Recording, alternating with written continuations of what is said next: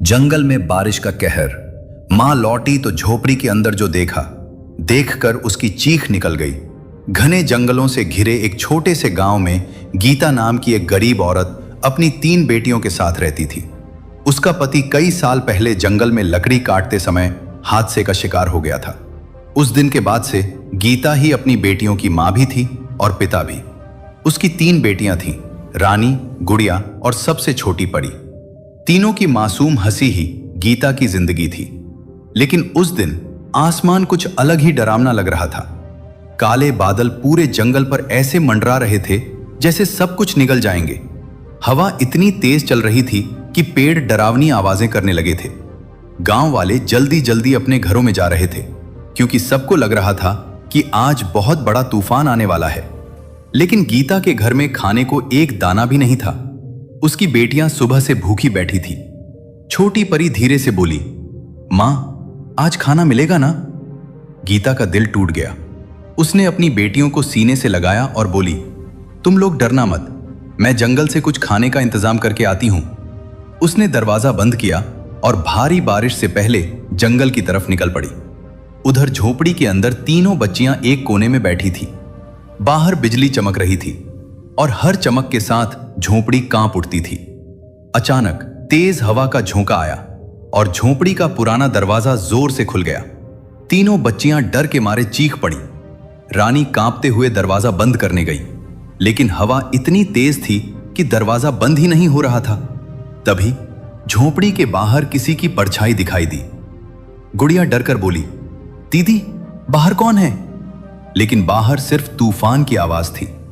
उधर जंगल में गीता जंगली फल और लकड़ियां इकट्ठा कर रही थी। उसके कपड़े पूरी तरह भीग चुके थे, लेकिन उसे सिर्फ अपनी बेटियों की चिंता थी। तभी अचानक आसमान जोर से गरजा और मूसलाधार बारिश शुरू हो गई। कुछ ही मिनटों में पूरा जंगल पानी से भरने लगा। छोटे छोटे रास्ते नदी बन गए। गीता डर गई। वो जल्दी जल्दी अपनी झोपड़ी की तरफ भागने लगी। जैसे ही वो अपनी झोपड़ी के पास पहुंची, उसने देखा दरवाजा खुला हुआ था। उसका दिल जोर जोर से धड़कने लगा। उसकी सांसें तेज हो गईं। वो पागलों की तरह अंदर भागी और जो उसने देखा, उसे देखकर उसकी आंखें फटी की फटी रह गईं। झोपड़ी के अंदर पानी भर चुका था।